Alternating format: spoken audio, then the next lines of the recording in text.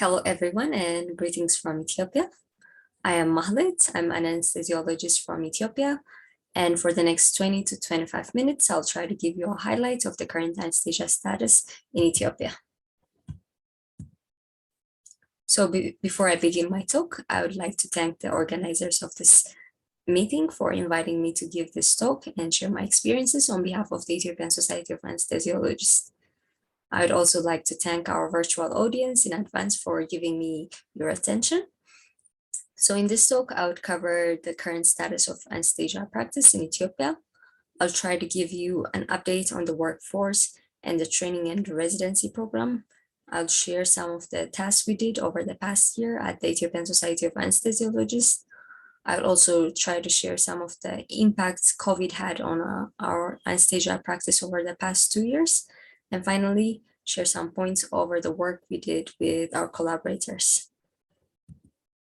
So for those of you who are not familiar with Ethiopia, Ethiopia is a big African country located in the sub-Saharan part of Africa, the eastern part of the continent.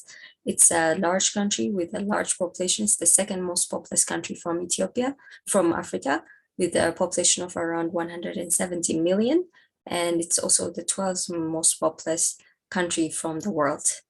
We have a high growth rate of around 2.53%, and most of the population is young, with 40% being under the age of 15 and only 3% being over the age of 65.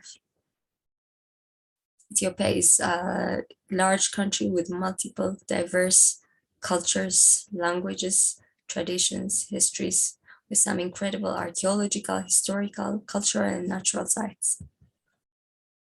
So when we come to anesthesia practice in Ethiopia, as you know, lack of safe surgery and anesthesia is one of the big burdens for developing nations, and Ethiopia is no different. So when we see the recent Lancet Commission report, the Global Surgery 2030, it estimated that out of the 7 billion people in the world, 5 billion people worldwide lack access to safe surgery and safe anesthesia care. And in Eastern Sub-Saharan Africa, an estimated 21.3 million procedures are necessary to meet the surgical burden, but only 4.3 surgical procedures are being performed per year.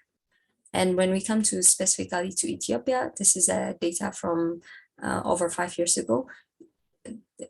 The total number of surgeries being performed is not more than 200,000 per year. And this is very much inadequate to reach the unmet need of 5 million surgeries per year. So one of the major causes of this problem is the highly critical shortage of skilled healthcare providers. So even from those patients who manage to get to surgery, there is still a high rate of complication and mortality. In developing countries, people are 1,000 times more likely to die of complications related to anesthesia. And in some parts of sub-Saharan Africa, it's 1 in 150 anesthesias being given result in deaths. So unsafe anesthesia is mainly because of lack of trained providers, lack of proper equipment, and lack of appropriate medicines. And of course, the overall poor health infrastructure, poor resource allocation, and poor investment for the health sector plays a major role in this. So when we look at the anesthesia workforce, the WFSA recommends a goal of at least 5 providers per 100,000 people. When we come to Ethiopia, we have around 116 anesthesia providers, physician anesthesia providers, for a population of over 110 million. So this brings our ratio of around 0.1 anesthesiologists for every 100,000 population. So as you can imagine, we are still a very long way behind the WFSA recommendation.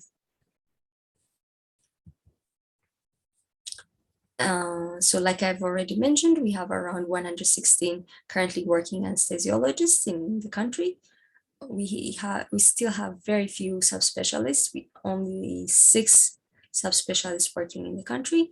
And as you can imagine, for a population of over 110 million, most of the anesthesia is being provided by the non-physician anesthesia providers. And currently there are around more than 4,000 non-anesthesia providers working in the country at multiple levels, starting from level 5, BSc level, as well as master's level.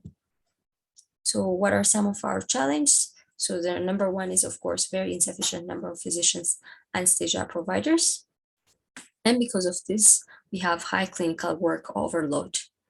The other very big challenge we have is shortage of resources. We have shortage of equipments. We have shortage of medications.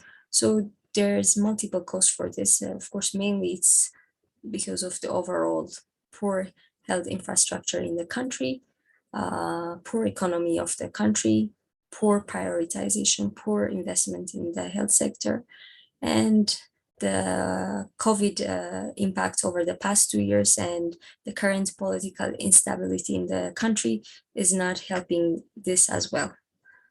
The other big major challenge we have is poor demarcation of scopes, and sometimes it might cause some problems. So when we come to the anesthesia training or the anesthesia residency program in Ethiopia, we have an anesthesiology residency program. It's a 3 year program. So once a person completes their 6 years medical degree program, they usually go and practice as general practitioners for 1 or 2 years, and they come back and do a 3 years residency program in order to become an anesthesiologist. So it used to be given in 3 university hospitals, the St. Paul, the Addis Ababa University, my hospital, and another hospital located out of the capital, Juma University Hospital, in the southwestern part of the country.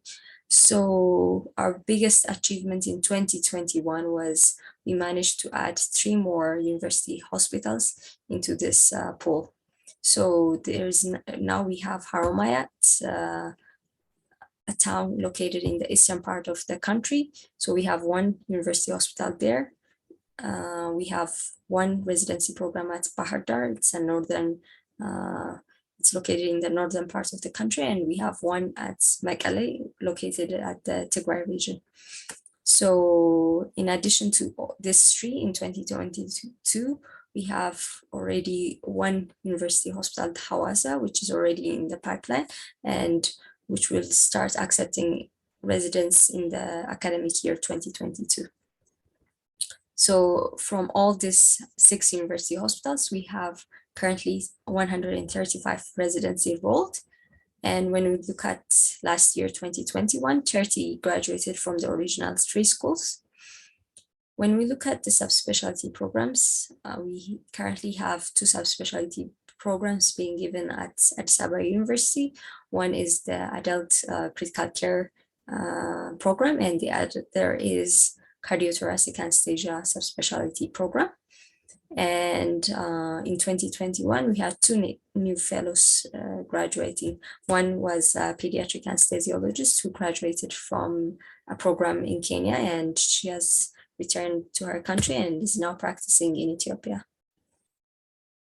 So when we look at some of the challenges regarding the anesthesia training programs, it's similar like to what I've mentioned before. We have shortage of resources, so we have shortage of equipment, medication. So as you can imagine, it's quite difficult when accepting residents, teaching anesthesia to residents, when you don't have the necessary equipments, the necessary monitors, the necessary laboratory investigations in order to give a quality education.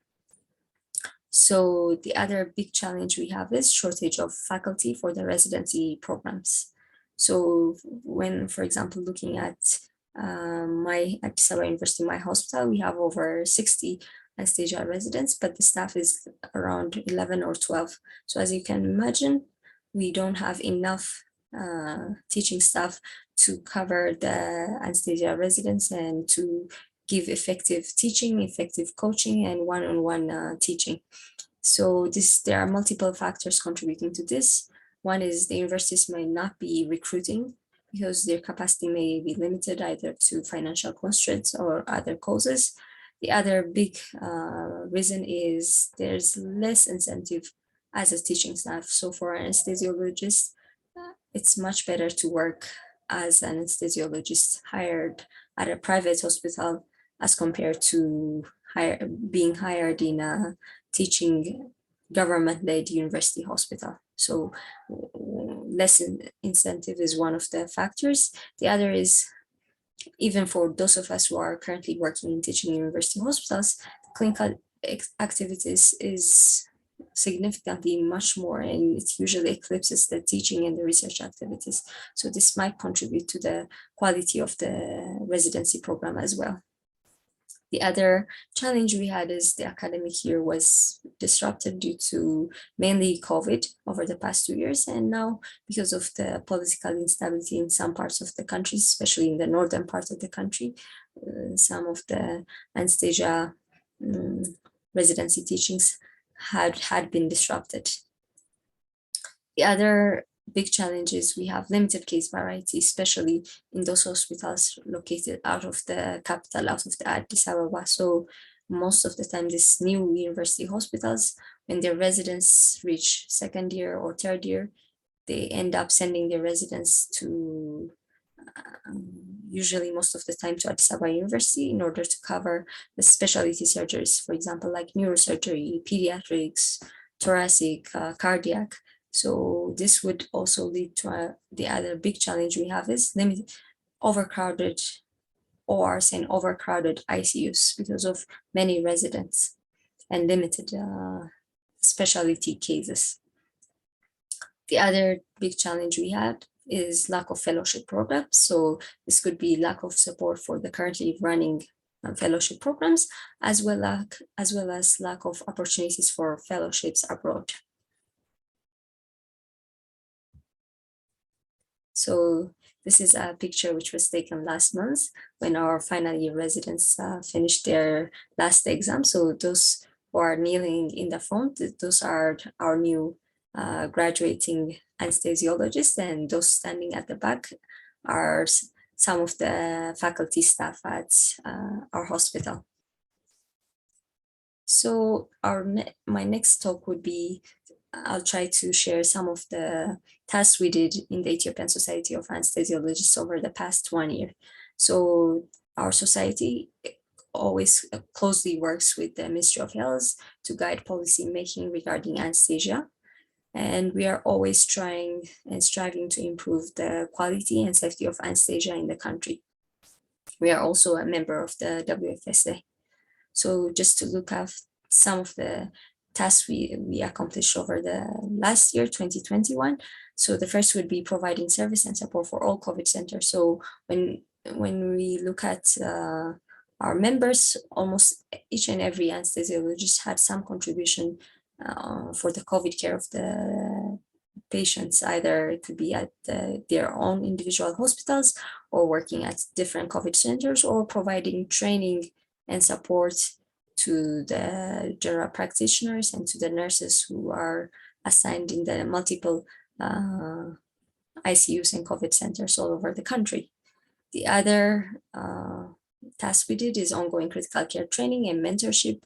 So in Ethiopia, because of very limited physician anesthesia providers and physician critical care workers, most of the ICUs service is being provided by general practitioners with some training in critical care. So our society is very much active in providing this critical care training and coaching for this general practitioners all over the country. The other major task we accomplished last year was we managed to develop a PACU manual, and we managed to train many PACU nurses from all over the country, and we managed to help some hospitals set up their PACUs. The other tasks we did is multiple volunteer programs to coach lower level hospitals.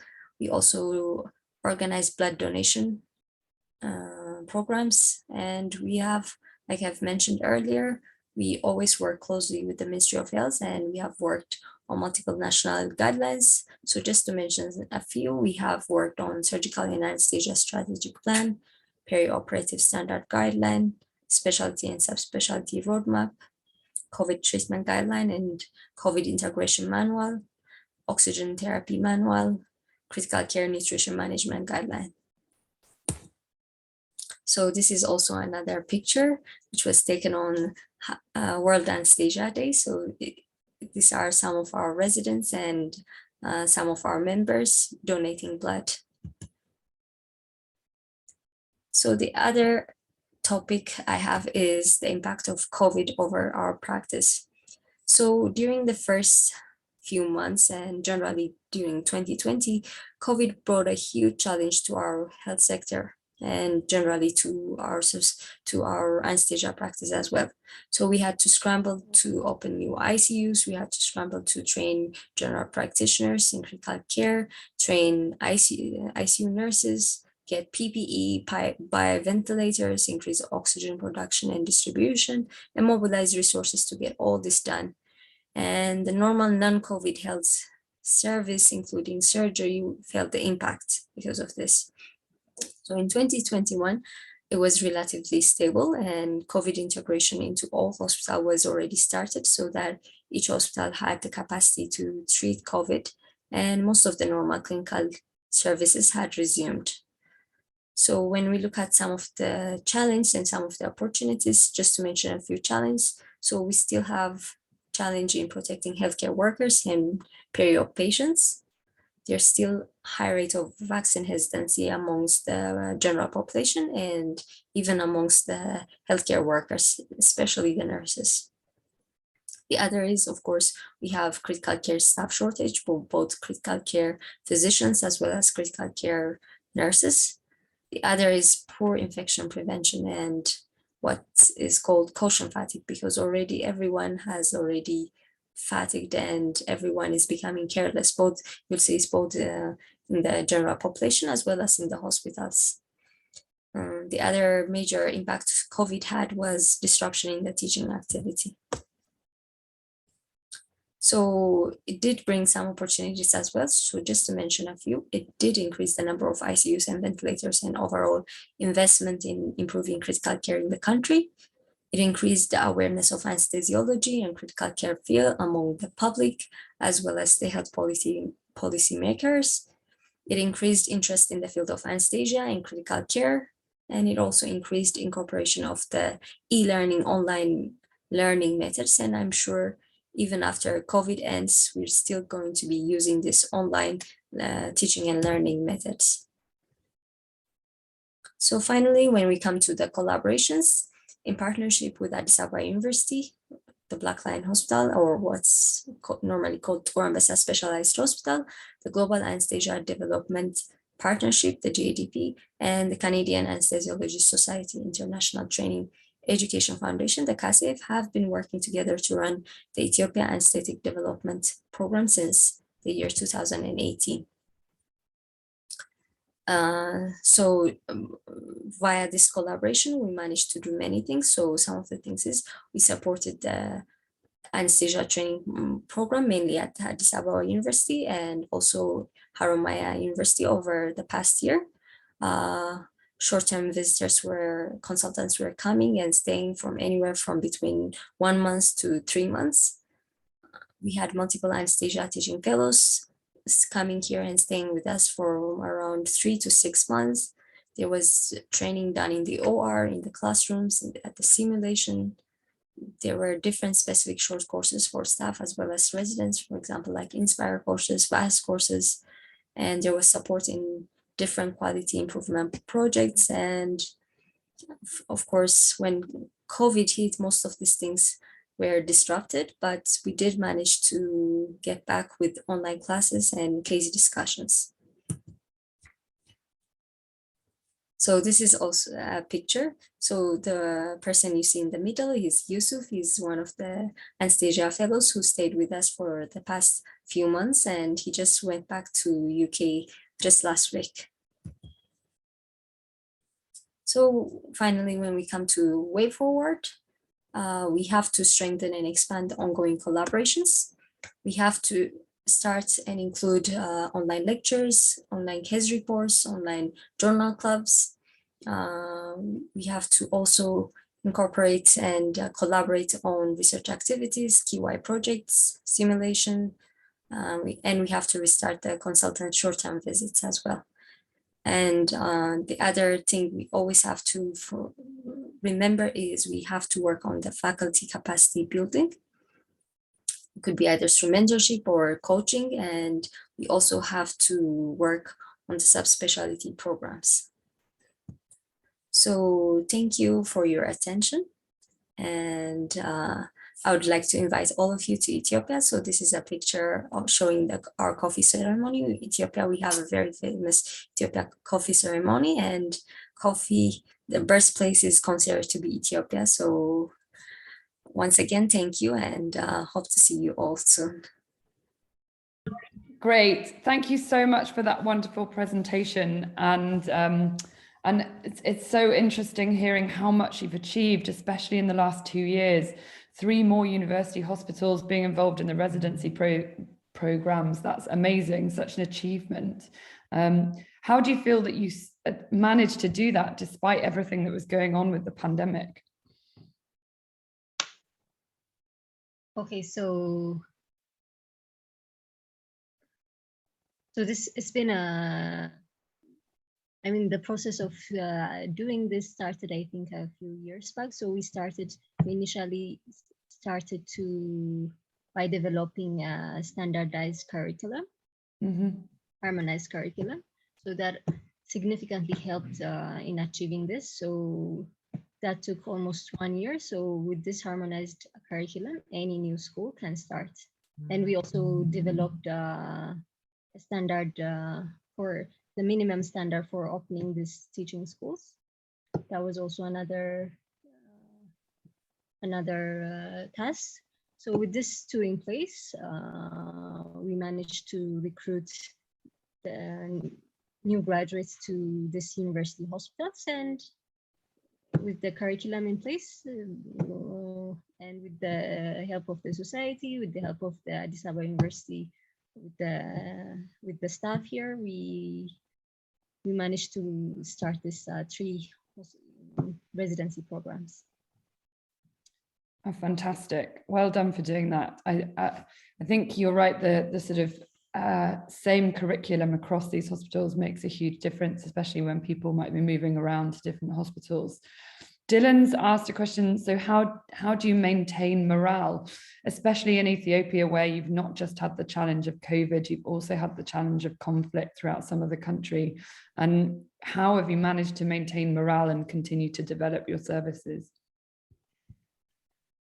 Yeah, that's a very good question. Yes. Yeah, it's been difficult actually with the COVID as well. It was very frustrating, especially last year.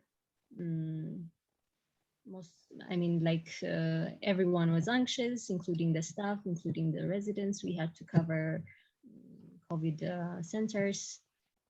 The PPE was not adequate, especially at the initial stages of COVID. So it was quite difficult to maintain the morale, but somehow, it did also bring opportunities. The reception from the population, from the other health professionals, from the hospitals, it was quite good, because it suddenly put anesthesia field into the front line of managing this pandemic. So it did create an opportunity for us to be more recognized amongst the population, as well as amongst the hospital administration, amongst the Ministry of Health. So I think that contributed a lot. It was a big responsibility for us to take that the service as well as the training. We had to give a lot of training to the nurses and to the general practitioners for the ICU care. So that was a big opportunity for us.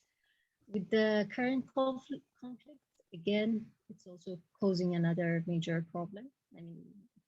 You can feel that not only in anesthesia, but everywhere, because the economy of the country has felt the impact.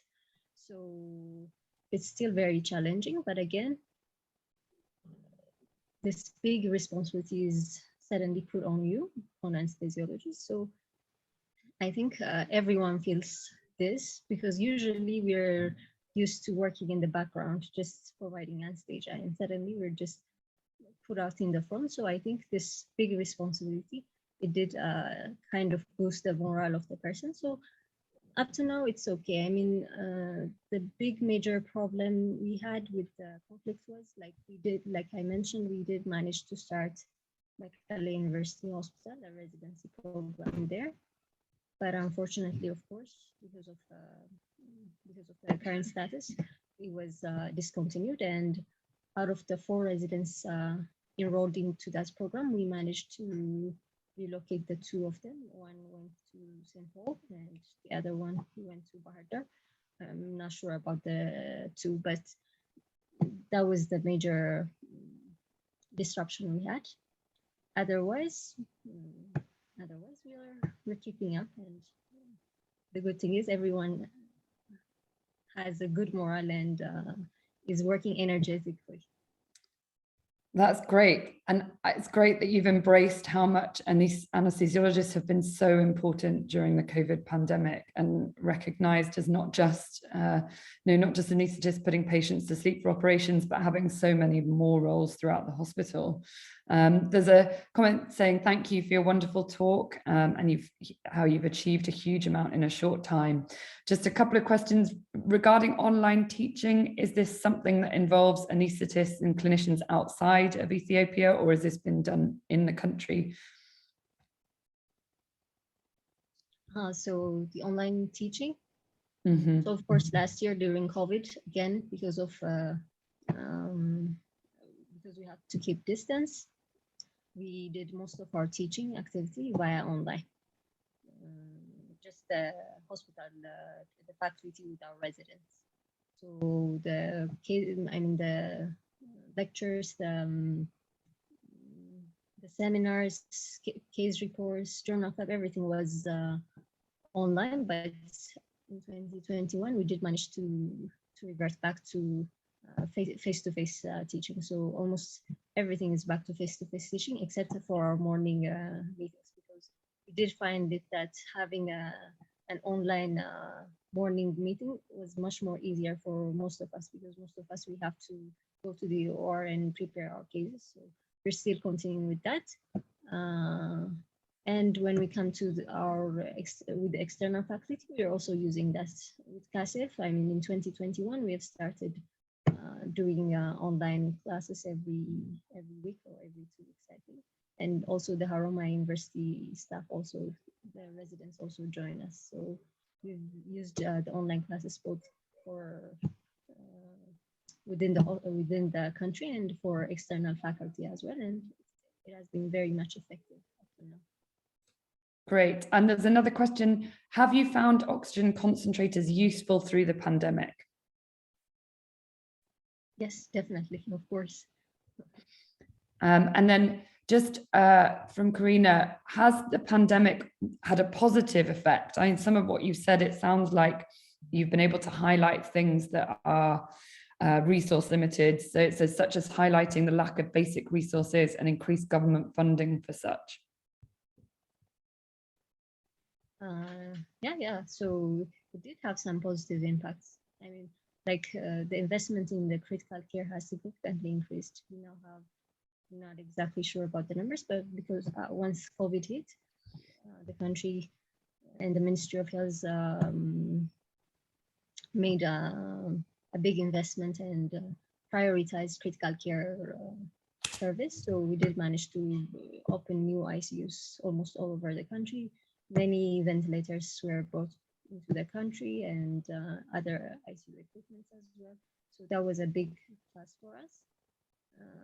The problem is, of course, now we have many ICUs, but we don't have the staff, like we don't have specialist doctors, so we don't have anesthesiologists or other specialist critical care doctors to staff this ICU. So most of the times they're just being covered by general practitioners. These are just doctors just out of med school. So that's quite difficult, especially managing these quite difficult patients with difficult to ventilate. Managing the mechanical ventilators is still a challenge. The same goes for the nurses as well. But it did increase the investment in critical care, and we did manage to get a lot of ventilators. We did manage to increase our oxygen production capacity as well. So it did have some positive impacts. And like I mentioned already, it did also increase the recognition of our field as well. So that was also a big plus. Fantastic. Thank you very much again for speaking, and thank you very much for that wonderful presentation.